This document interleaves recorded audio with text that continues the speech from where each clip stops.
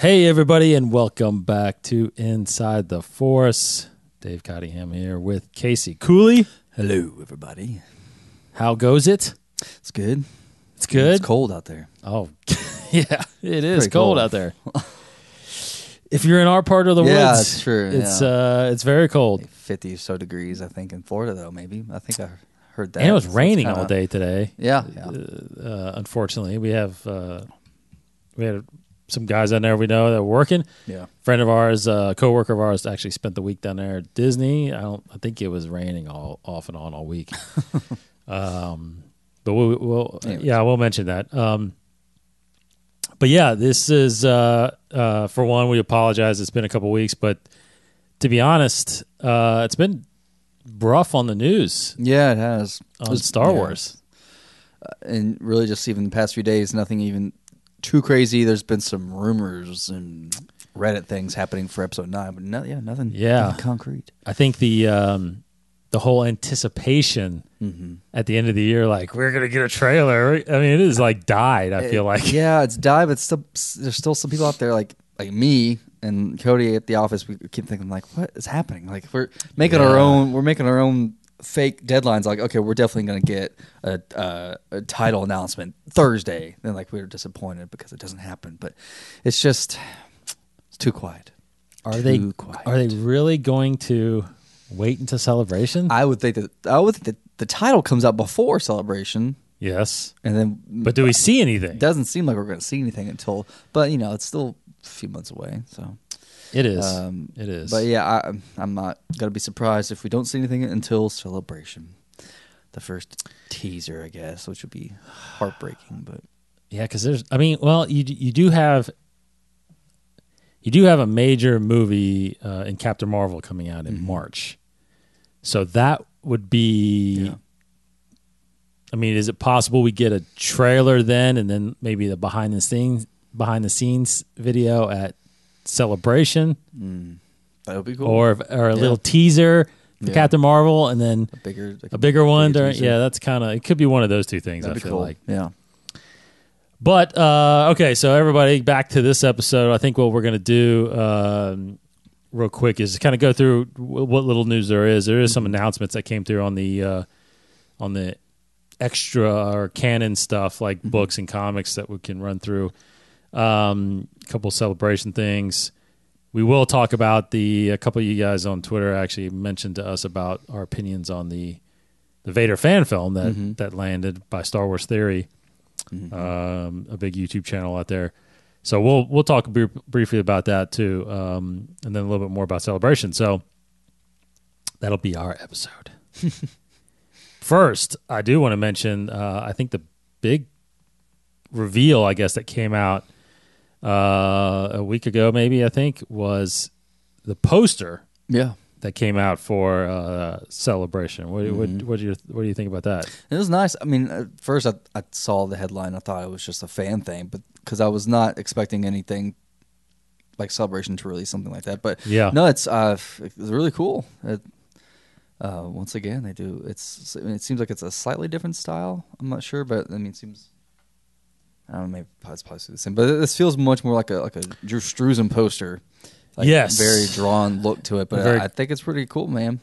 If I remember correctly, the Orlando one, the last one, was very like brown. Yeah, almost like a sketch. Yes, a sketch look, like it's on paper kind of thing. It was very monotone colored. It was almost like the outlines and silhouettes of everybody. It wasn't really full color kind of thing. This being, some people mentioned it. I mean, it's the nod to Padme that's there in the middle, which is surprising. She's kind of, because it's easily light and dark. Yeah, but like she's like right in the middle. Yeah. A lot of people mentioned. I saw a lot of people mention about it being, it is the 20th anniversary of episode one. Holy cow. Right? So that kind of maybe a little nod to that, a lot of people actually, I thought actually it would be a little bit more episode 1 or prequel-ish, but there is, there's Dooku's prequels, but Grievous, you do have the main villains, I guess, and then you have the main heroes. That's pretty good. Someone mentioned on our Twitter feed when I posted this an obvious omission. 2, I would think. 3PO. Oh, he's not down there? No, it's just R2. Yeah. And there's no BB-8. Mm-hmm. I mean, yeah, Poe. Yeah, I mean, you're missing a couple key ones too, but I thought Poe would be considered one of the main 3. You have Lando in there, but no Rose. Yeah, that kind of stuff. I think Lando's hinting, because he's coming out back in 9. Yeah, that's good. Cool. But you have every generation, I guess. You have young Obi-Wan, not older Obi-Wan. Yeah. So you got him from the prequels. You got Padme, Yoda from Empire. It's surprising to see just a shot of a First Order. Little stormtrooper. Stormtrooper, not a because there's nothing, no rebel. You almost would think maybe that'd be Django or something like that. Instead. But yeah, you got Phasma in there. Phasma, yeah. Maul, of course. Grievous is back there. Grievous. Yeah. So, I mean, it's all the major characters you would think of. Yeah, probably. Of course. Harrison Ford, Han Solo. Yeah, there you go. It's still him. Still his face.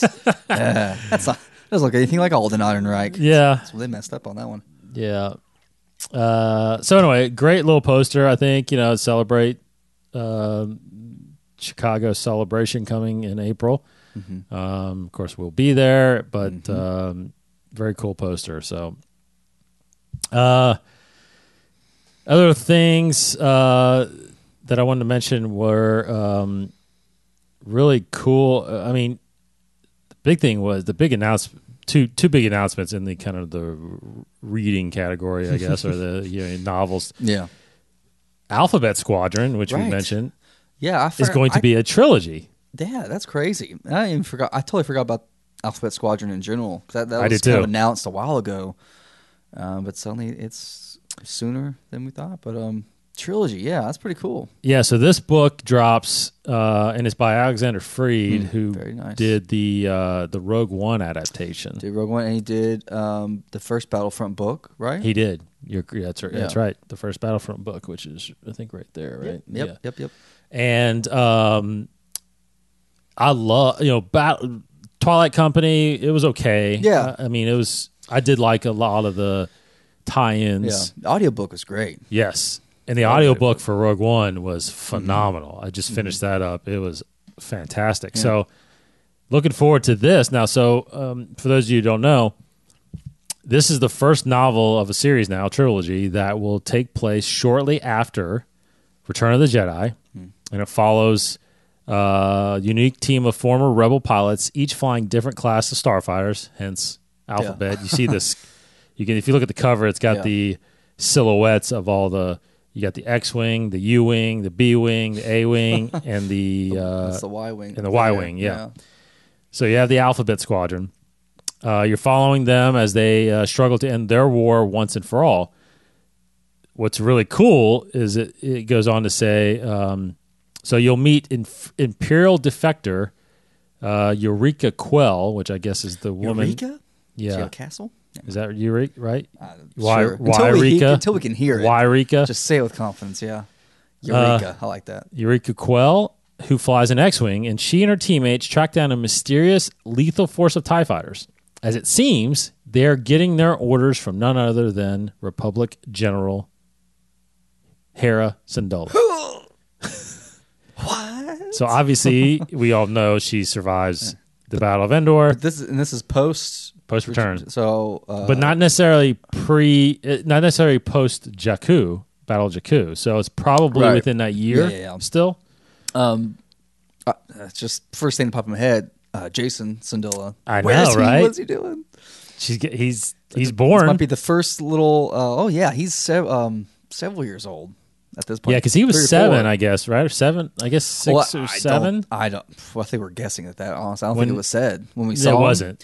But that was post Return of the Jedi. I think we saw that shot. I would think so. He's probably 3 or 4 in this book, but this could potentially be the first time we get new information about him. That's right. Since we saw him in Rebels, so that's very exciting. Very exciting. So that book drops June 11th. I got a very, very funny feeling that there could be early copies of this at Celebration. Oh, most def. You know what I mean? Yeah, they man. do that a lot. They give away usually Del Rey will have some things like that. Yep.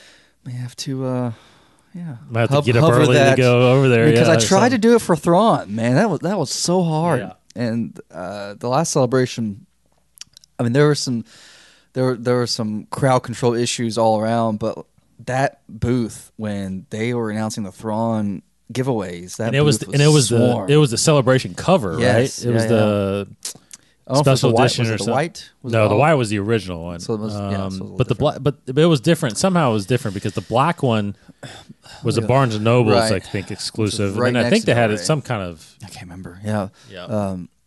Man, I tried so hard to get it, but I couldn't. Yeah. Nope. It's good. But what's really cool about this, the announcement also came that there's going to be an accompanying comic series. Cool. That's coming out I think in April. So leading into this series, there's going to be a 5-issue run called Star Wars TIE Fighters. And it is a miniseries set in the time of Alexander Freed's forthcoming novel, Alphabet Squadron, which we are happy to announce will be a trilogy. The exciting new crossover series from Del Rey and Marvel Comics. That's that. So the comic series written by Jody Houser, who penned both Marvel's Thrawn series and Rogue One's Star Wars comic adaptation. And the art will be by Jorge Antonio.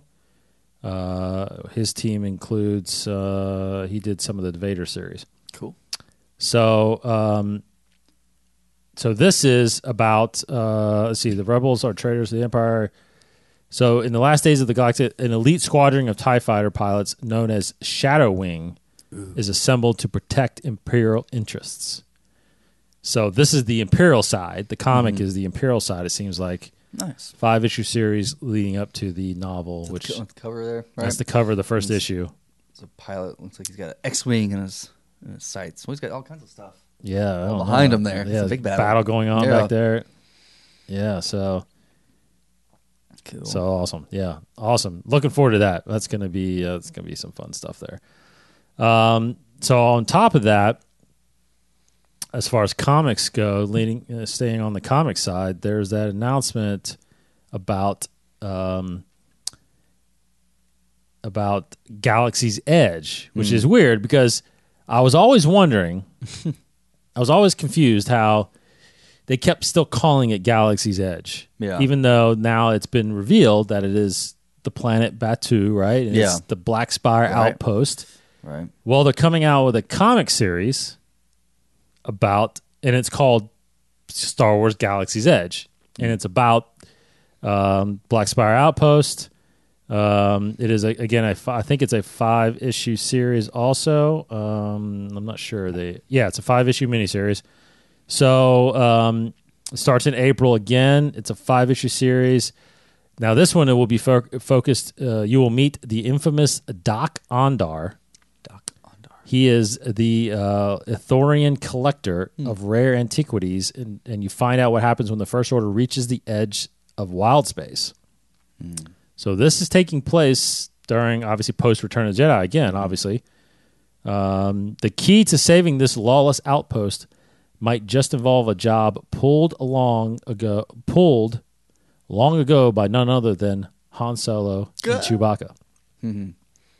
So this is the first look at the concept art. That's the character, Doc.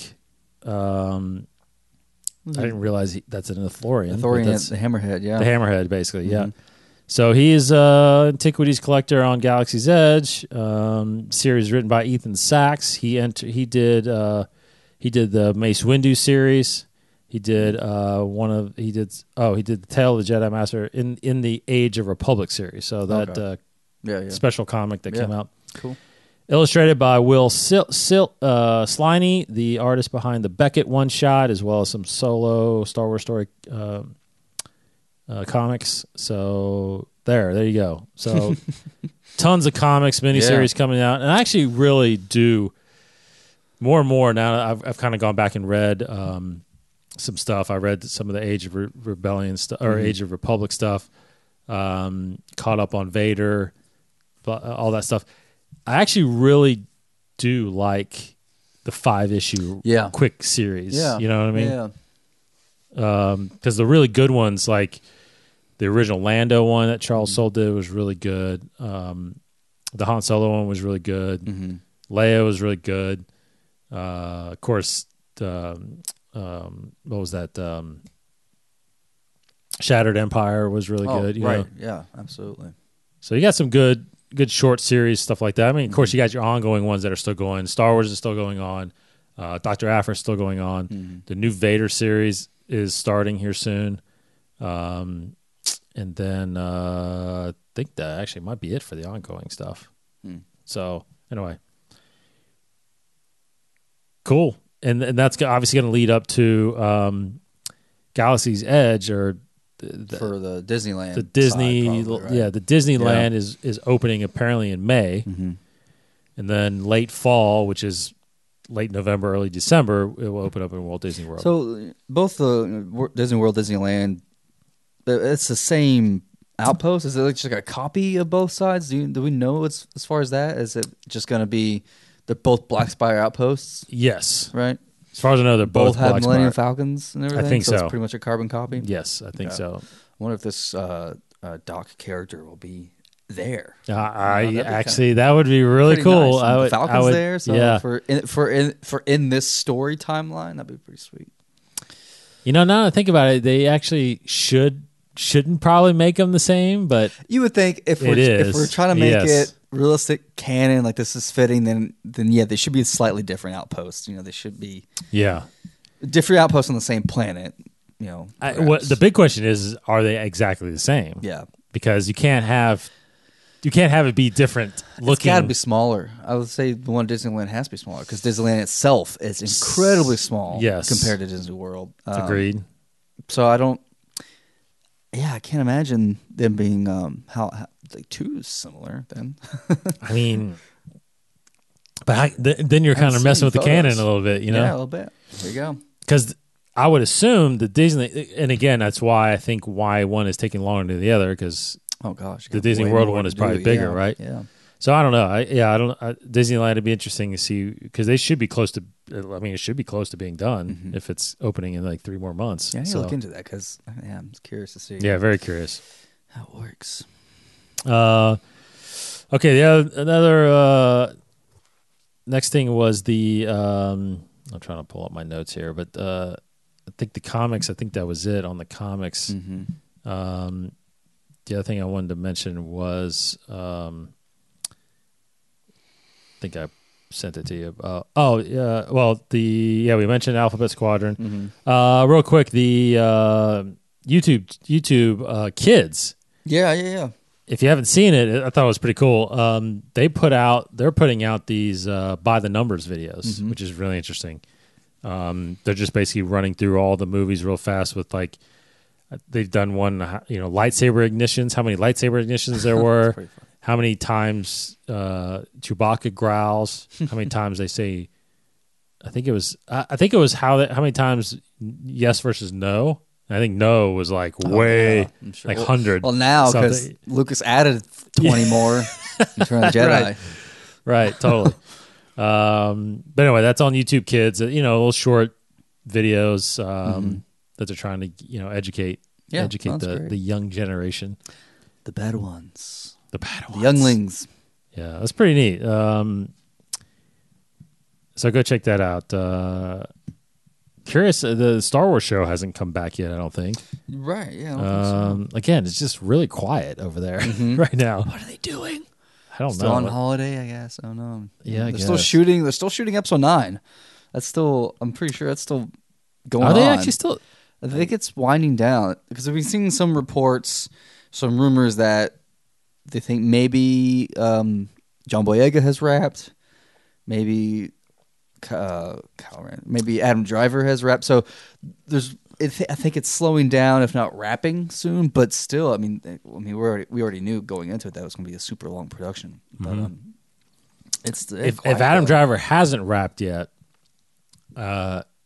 tonight was the SAG Awards, and he's there.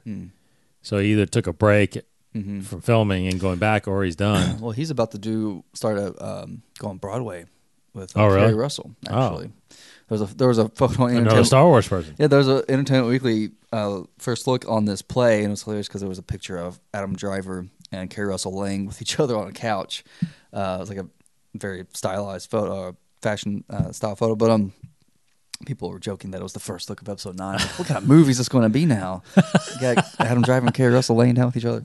Nice. But they should be wrapping up. Yeah, they should be, I would say, pretty close. Yeah, I would definitely think so. I think there were some photos of a potentially new snowy planet or a snowy planet.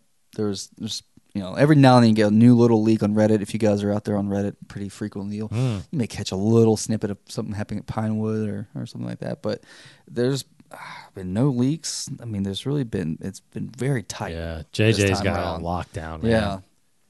I mean, he's known for that, obviously, with his movies. But this one, apparently, there's a lot of stuff he doesn't want out. Yep. So there's some major... I think it's just... Overall, it's ultimately just going to build the excitement crazy, I think. I mean, I still think... you still see... At least I still see some comments about... some people not caring because they still feel upset about 8 and Solo. But I mean, I don't know. 9's gonna do really well. Maybe that's why they're so quiet, because they just want everybody to calm down for a little bit. Yeah, it's true. Let's just collect ourselves, recharge, and then suddenly we're gonna get all kinds of marketing and come April, maybe. But very true. I mean, April's already a busy month. We got all these comics coming out. Yes, very busy. Okay, so we'll move on. Unless you got some rumor stuff at all? No, not really. Yeah. There's been some funny little things again on Reddit where Richard Grant, one of the new actors being casted in Star Wars, there's an interesting fan theory out there that they took a photo of Richard Grant. I don't have to pull it up while I'm talking about it, but took a photo of Richard Grant and said, if you add a little bit of makeup to him, he looks just like Obi-Wan Kenobi. So they were thinking, what if Richard Grant is actually going to be Obi-Wan Kenobi in Episode 9? And of course, as a Force ghost or hologram, whatever. No way. I quickly passed it along, but Cody and I talked about a little bit, and he's like, "That's pretty interesting. You're convinced by looking at this photo," and I was like, "I don't even want to consider it, because if they got anybody besides Ewan McGregor, yes, that would be very upsetting. Very upsetting. And it's so far down. I think it came out late last week, so it's kind of far down the list here. But yeah, it's nothing really concrete rumors or anything like that. Unfortunately, yeah, it's interesting. John Boyega, don't know if you saw it. I did see that. Yeah, I did see that. I don't think he's been tweeting much about it, but I was curious to see this. He tweeted a picture of his hands. He got done filming one day, not necessarily rapping, but got done filming for the day on Episode 9. His tweet was very interesting. He said, "Great working day on set. The whole team pushed themselves today to achieve something visually crazy. I've had many moments of shock on set, but not like today, and I can't wait until you know why." Hashtag FN2187. So it's clear, it's definitely Star Wars. He's got a little triple blood on his thumb on this picture, but to say, something visually crazy,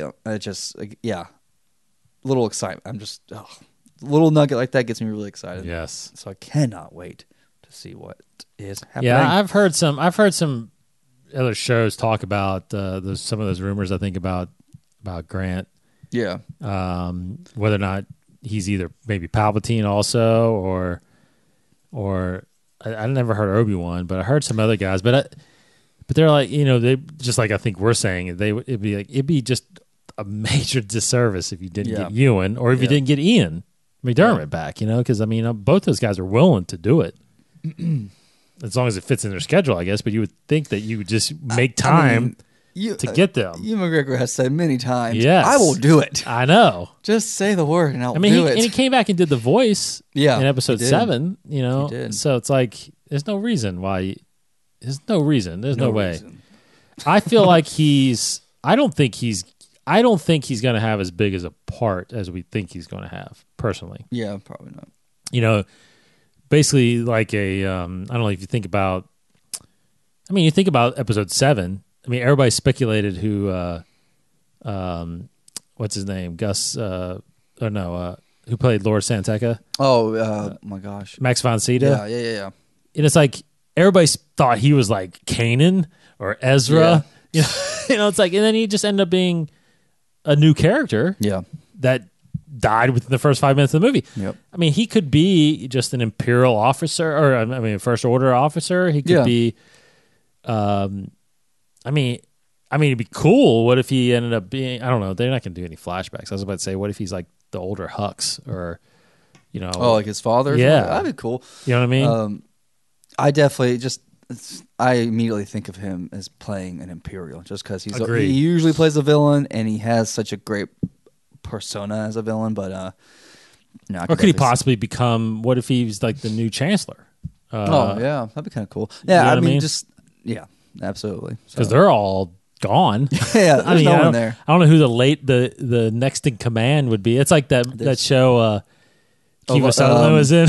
Designated Survivor? Yeah. Who's the designated survivor right now? Oh, it's Kiefer Sutherland. Was it Leia? They casted Kiefer Sutherland in it. Oh, boy.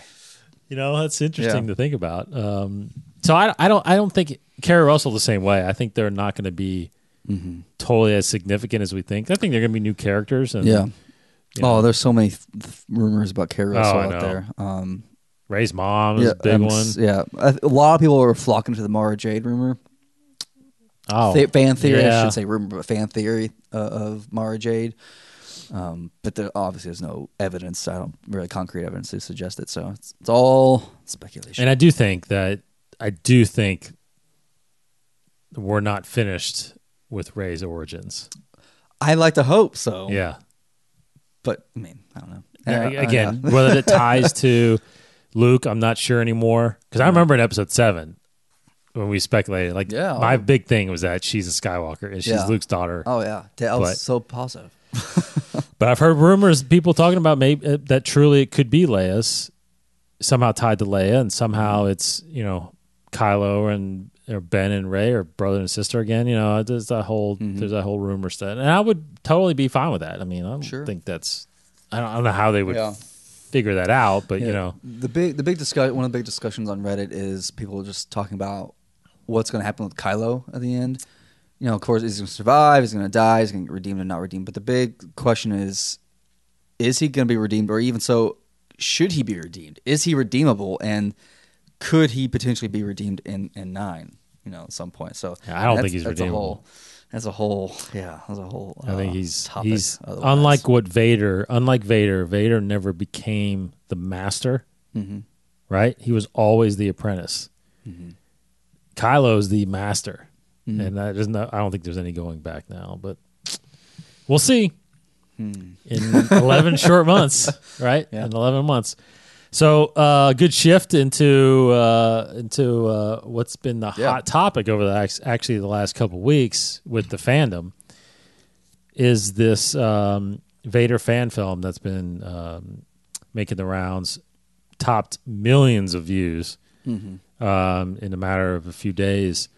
It's called Shards of the Past, I think it was right, and then I think so. Episode 1 was called Shards of the Past.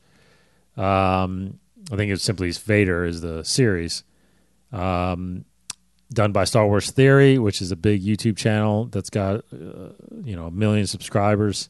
He does a ton of videos every day. So obviously the big thing was just the fact that he paid for this fan film. Crazy amount, upwards of the $120,000. Got a big crew together, casted really well, got guys, people that were very similar to the characters because there's well-known, obviously, canon characters in there. Vader, Palpatine, Padme. Little Annie. I mean, you had a lot of recreations there from the films. So it was interesting to watch. Apparently, I heard an interview that this takes place. What he's saying it takes place about 8 months after Episode 3. So in his film, the clone troopers are still around. Some of the clone troopers are still around. which was a little interesting because I would think they would transition to stormtroopers at that point, or they would have the stormtrooper armor at least. But anyway, overall, before we get into kind of the I guess the bad side of what happened a little bit, let's just talk about the film. What did you think of the film? Oh, I was definitely impressed. I mean, who am I to be impressed? But I was definitely pleased and impressed for being a fan film. The production value was incredible. The acting was surprisingly good. I think above all, they picked great actors to represent these famous characters. I mean, especially Palpatine. The voice, the guy that did Palpatine sounded incredible. Did. And the Padme actress, she was great too. So it did not, because usually with fan films, especially when they try to cast actors who are playing known characters and established characters, you can easily be thrown out of their film just by they don't look right or if they don't sound right. And it's like, oh, well, I'm thrown out because I don't believe that you are this character. But no, I was kept getting drawn in between the Vader and Emperor scenes. Really great, well written. I mean, talking earlier again about, you were saying Vader never became the master. Like, that was actually represented very well in a scene with the Emperor and Vader, talking about what's standing in your way, Vader, to really achieving your full power. And it was just a great little scene. It opened very surprising. I mean, it had all the good parts, had all the good pacings, and had all the good moments. Yeah, typically it's funny listening to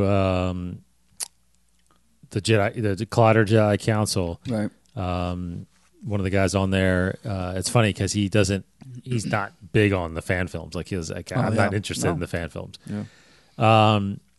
Because because it's technically not done by professionals, right? Yeah. People that are in the making movies and making millions of dollar movies. And there are cliches.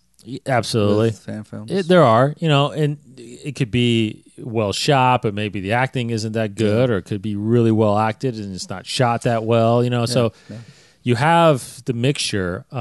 There's some rare ones that come around, I feel like, that do it all really well. And I think this one does it really well on all aspects. I mean, the story you can debate, and how well it fits in the canon. Yeah. If is 8 months later, is Vader truly still struggling with who he is and Padme, and as we've seen in the Vader comic, that's kind of the culmination, I feel like, of getting over the fact that whatever happened.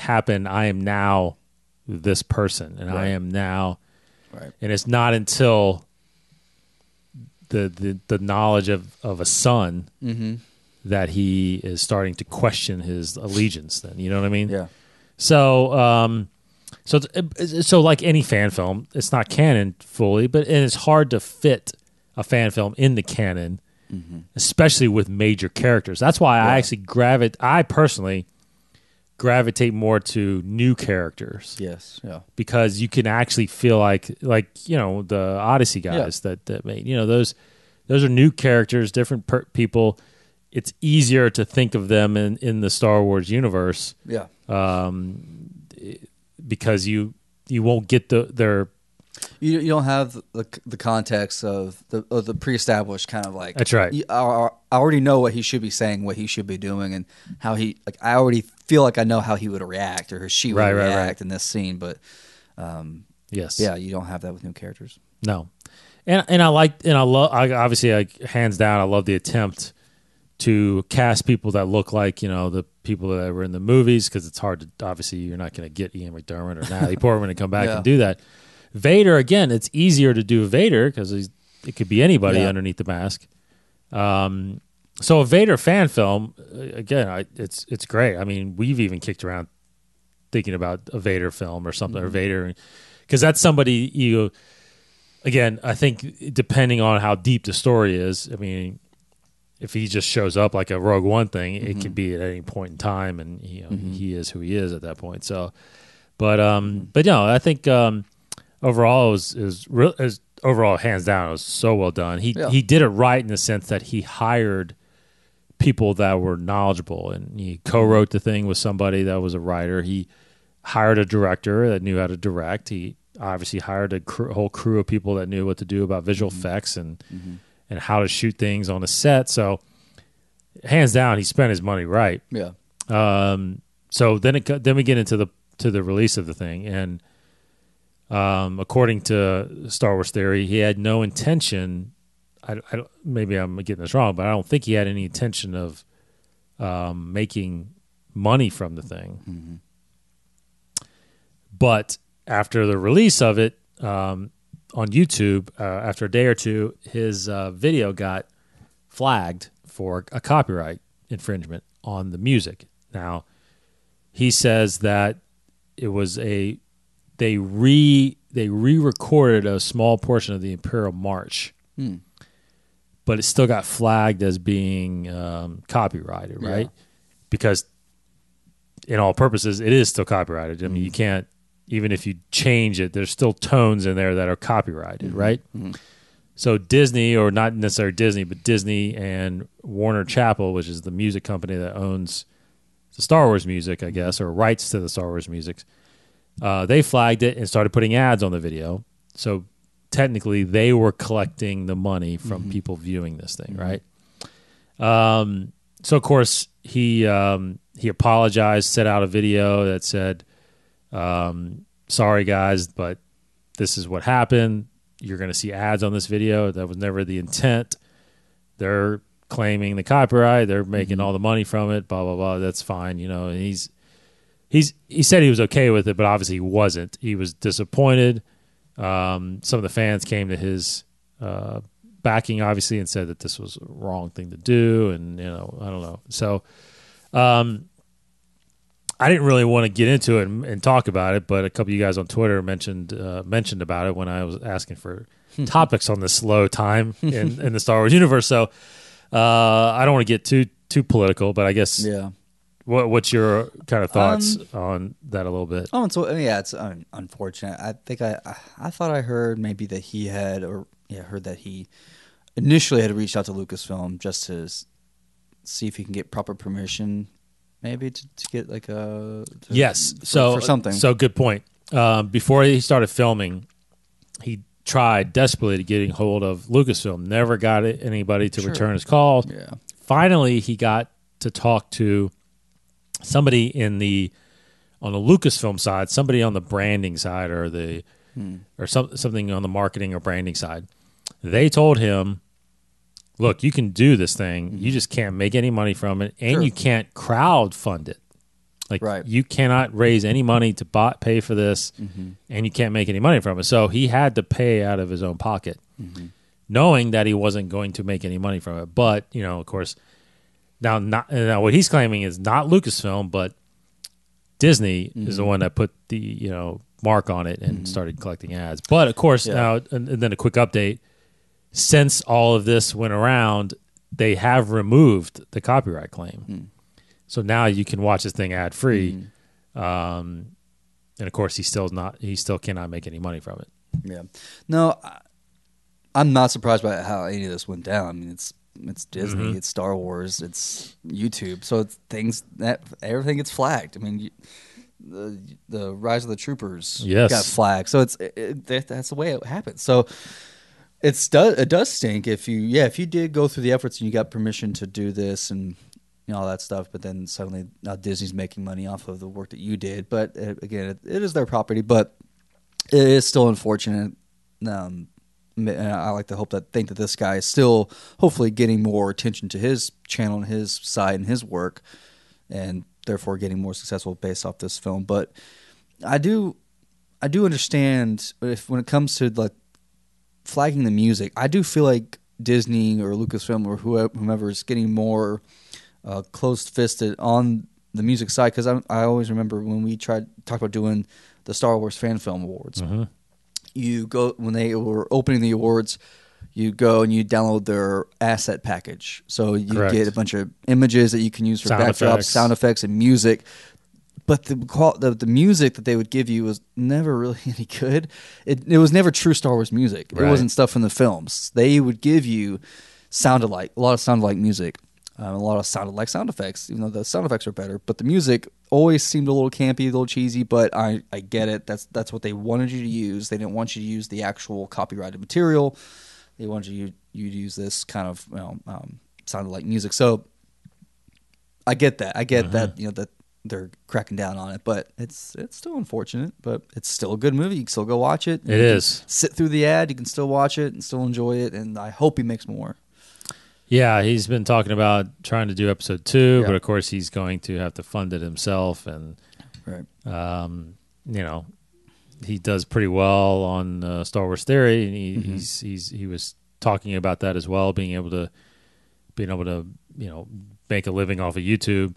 I'm kind of, to be 100% honest and transparent. I'm on the fence about it. I agree with you. I'm with you in the sense that it's not surprising. It's not surprising. I mean, they as in Disney now, there's nothing to do with Lucasfilm because Lucasfilm is Disney. Yeah. I mean, it's all the same. But Disney, they paid $4 billion for the rights. They can claim whatever they technically want, no matter how much we want to say we don't like it, or they have the right to do that, and you can't deny that. So, even so, the people who got the claim when YouTube's bots flagged it, and it was whatever. I guess I don't know the process, but they sent it to the rights holder, right holders. They may not know at all the content. They just know, this guy's using music. Let's flag it. Correct. Yeah. They may not know the context of he got permission and all this kind of stuff. They don't, and maybe that's what ended up how it got cleared up. You talked to somebody at Lucasfilm that said okay, that's fine. But see, the guy at Lucasfilm, I'm assuming, never said that. Hey, we can make money off of this thing. He said you can't make money off of this thing. So I don't think he ever said that we can't make money off of it. And if it gets something like that big, you have to. And it's not about. In my opinion, again, a lot of people think this is an evil move, but in my opinion, you have to. It's all about protecting the brand, right? You have to protect it because if this was a disparaging video, or if this was a video that shined a negative light on Star Wars or Disney, they're gonna take it down. I mean, they're gonna tell you to take it down. So, and I know there's a lot of them out there, but you can't find them all. And that's the thing too. Is like.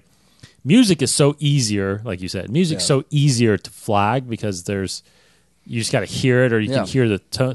Visually seeing something, I mean that's harder to catch, and I think someone has to actually see it, right? So, anyway, I think I think you can't argue that they're going to do it now.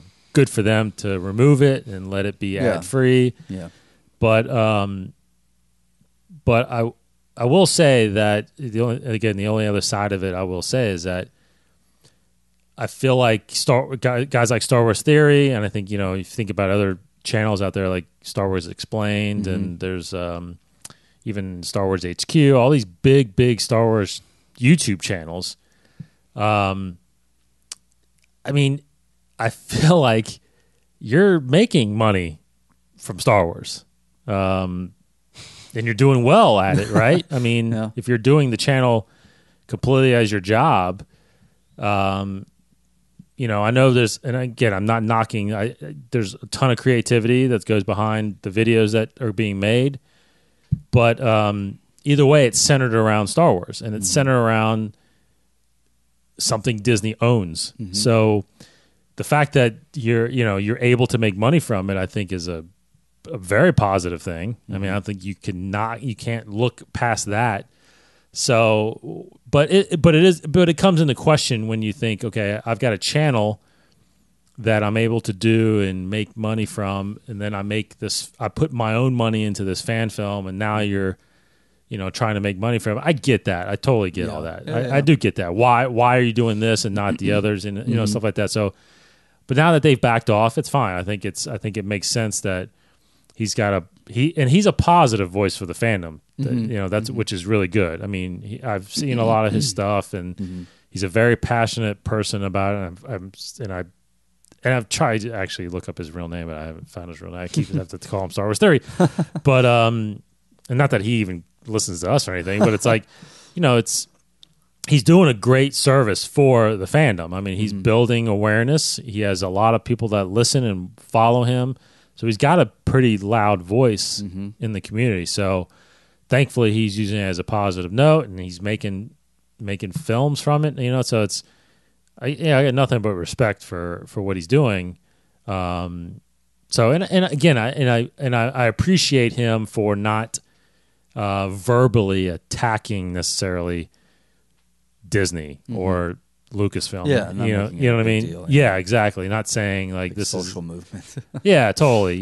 He just made it clear to his people that this happened, and he's upset by it a little bit, but it is what it is, and he said that a lot. It is what it is, and I'll move on. Thankfully, they turned it off, and everything's all good now. So he's looking at doing the second episode. But all in all, I like how it all turned out. I think it's a good film, and hopefully people can. I guess people just need to learn from it. I guess if you're thinking about doing your own films, and know that these things can happen. I think going back. Like you mentioned in one of our films, I mean, going back years ago, I mean, we're talking like 10, 12 years ago when we did our fan films. This is before monetization. And, I mean, all this is way before all of that. We were just fans again, making something we were contributing to. But I'm the one that cut both of those movies. We used actual Star Wars music for the opening crawl and the close, but we fully composed. We had our buddy Justin Durbin fully compose the soundtrack during the film because we wanted our own spin. We wanted to contribute. So obviously, like you said, it got flagged for the main title sequence and the ending, but we wanted it to definitely feel like a Star Wars movie and fit into the can. Even we try to fit at the time. At the time, there was like the EU, but it was like canon. About that.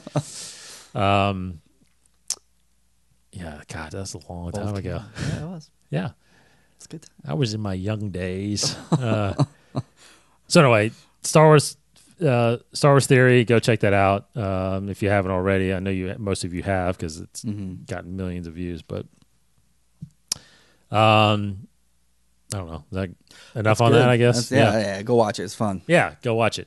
Good, awesome cliffhanger.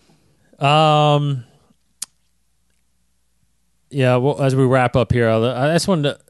I had Star Wars Celebration again on here because I wanted to mention because I've heard again. I heard on especially Jedi Council, I think, and one other one, but they were talking about Star Wars Celebration, and they were kind of getting it wrong because they kept mentioning, it starts on Thursday and it goes till Monday now. But I just want to make sure it was clear if anybody that was thinking about going, that Thursday is actually not it's the beginning of it, but it's not. There's no panels on Thursday. Right. There's no opening ceremony. No opening ceremonies. Yeah. It is simply the vendor floor is open. And I think it opens at like 10. I think it's like 10 to 6. And I think you could get a VIP that's like 9. And you can get in there early at 9. But you would have to you either have to buy the single day Thursday badge or have the 5-day badge to get in there. So if you just had the Friday badge and the Saturday badge, you can't get in there. So, but they were talking. They never mentioned that, and I think they were talking like, because they were mentioning how Thursday could be like, the Mandalorian stuff, and then Friday will be the Episode 9 stuff, and so I think you definitely aren't getting anything Thursday. I think opening day you might get Episode 9. I think you might not get Mandalorian probably till the weekend. Yeah, but anyway, so just to be clear. So the podcast stuff, us being one of them that are going to be doing the show from Celebration, we're definitely not going to be. It's definitely not going to be on Thursday. So that stuff will start on Friday. You actually mentioned they contacted us about possibly.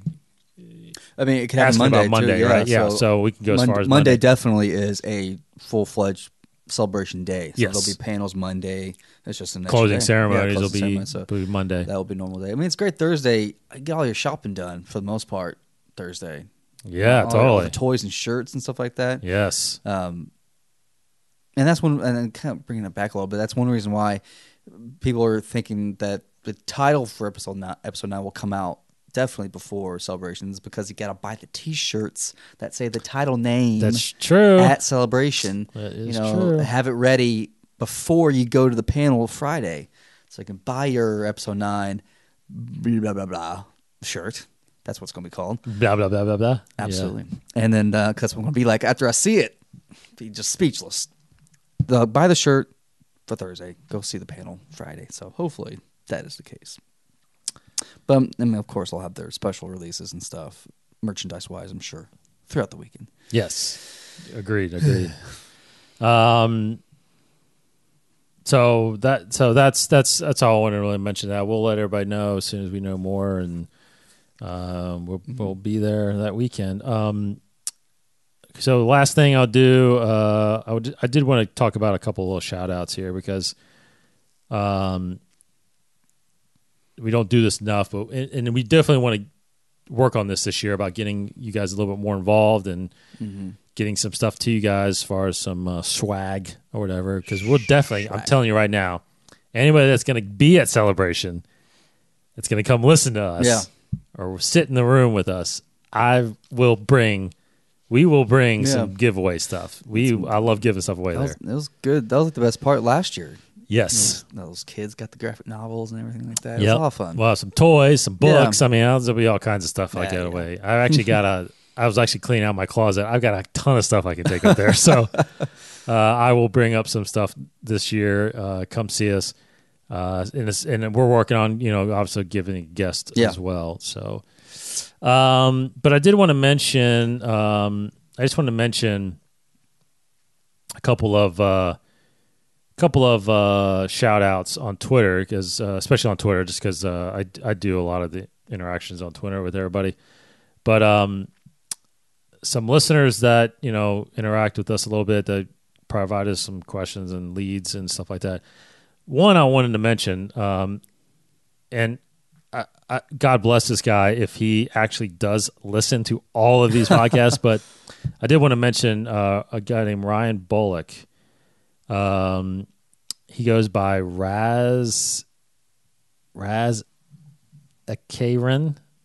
Razakrian. Maybe that's cool. On Twitter. That's a reference or something, maybe. So Ryan, he every Friday, and I mean every Friday. Now I think he's in. I think he's in the UK, Chester. I want to say he's in the UK. I'll show you a map. Anyway, he tweets out every Friday. Follow Friday, and he tweets out a ton. I think he usually does it 4 tweets at just a ton of Star Wars podcasts that he follows and listens to. Us being one of them that he listens, and so we obviously appreciate that. I try to respond as much as I can about thanking him and all that stuff, but the reason why I wanted to give him a shout out is because he does. If you guys follow him and listen or watch his tweet, he does suffer from some mental health issues, and that is no laughing matter. I mean, it's a very serious illness that some people live with. So I just wanted to do a quick shout out to Ryan and say, hey, man, we appreciate it. Just hang in there, stick with us, stick with Star Wars. We're all this big community of people that can help. So just we appreciate it. We really appreciate it. So I want to mention Ryan. I wanted to mention, I thought he replied recently, and I know, I'll tell you what, we've got a long time listener in CJ Mitchell. I know has been listening to us from the beginning, and I thought, CJ, I'm sorry, man. I know you're listening, and I thought you replied something. I just can't find it, but But we appreciate CJ listening to us. So keep throwing questions our way. And then definitely want to mention Mr. Bojangles. That's been interacting with us a lot lately. He commented on our tweet about our we ran a poll just recently that said what are you if you're going, I'm trying to pull it up again. Which panel would you most want to see, something like that, right? If you could only go to one panel, a Star Wars Celebration, which are you choosing? And I listed Episode 9, The Mandalorian, The Clone Wars, or announcement of future films. What would you do if you could only go to one? Episode 9, man. Episode 9. It's just because there's nothing. I know nothing. I need something. Yeah, that's true. I would do Episode 9 as well. 49% said Episode 9. 32%, which is the next big one, was Clone Wars. Good. That's awesome. Right? Yeah, I thought that was very surprising. Because maybe those more after that. But I will say, Mr. Bojangles out there said that he tweeted back, said, hey, you forgot Inside the Force podcast stage as an option. Well, of course. So no doubt. Already going to that. Yeah, we will be there for that one. But we appreciate of course, there's many others. But I just wanted to kind of give a shout out to some of those and that's good. that are sending our stuff our way and interacting with us. Lots more to come this year, of course. Again, arguably the biggest year of Star Wars right now. So, yep. All right, I think that's it for this show, right? That's about it. Yep. About it.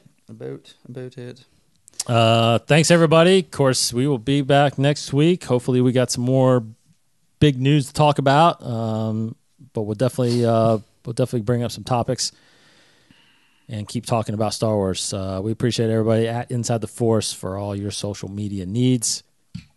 I almost forgot how I did this thing. Anyway, real quick. I was in Orlando last week for a little bit. Didn't make it to Disney, but of course I sent the guys, which we will try to get next week.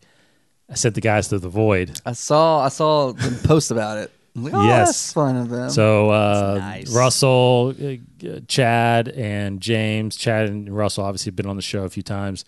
James, a guy we work with, and a guy named Ross. 4 of them went and did the Shadows of the Empire, or Secrets of the Empire, and they were thrilled. So we're trying to get Russ and Chad on here, or one of them on here. Yeah. Because I can't wait to talk to them tomorrow about it, because I haven't been able to talk to anybody. I can't talk about it. I don't know. I'm going to be the only person in the office. You got to, gosh, yeah. And it's horrible because Orlando is like the only place near here that you can do it, besides Texas or California. Yeah. So, I'm just going to take a weekend trip. So we got to find another work trip that we got to go down to Orlando for, and then we'll go do it. Okay. But anyway, we'll have that here in the next week or two on one of the shows to get talk about that too. So cool. All right. Thanks everybody. Have a great week. For Casey Cooley. Don't be too proud of this technological terror you've constructed. The ability to destroy a planet is insignificant next to the power of the Force. Very good. Oh, and also yesterday what was pretty awesome is that I guess Rogue One debuted on TNT now. Oh, really? No, I didn't see that. So Rogue One was on. I was watching it. Of course, put the kids to bed, came back down, and A New Hope played right after it. Oh, yeah, nice. That's so good awesome. Timing. Yeah, that was perfect. Yeah, Solo's on Netflix too. I think it's been on for a little bit, but that's right. It's good to see. It's very good to see. Thanks, everybody. Hope everybody has a great week. Take care. We'll see you guys. Thanks for watching. Thanks for listening. See you all. He's Casey. Goodbye, everybody. I'm Dave, and may the Force be with you.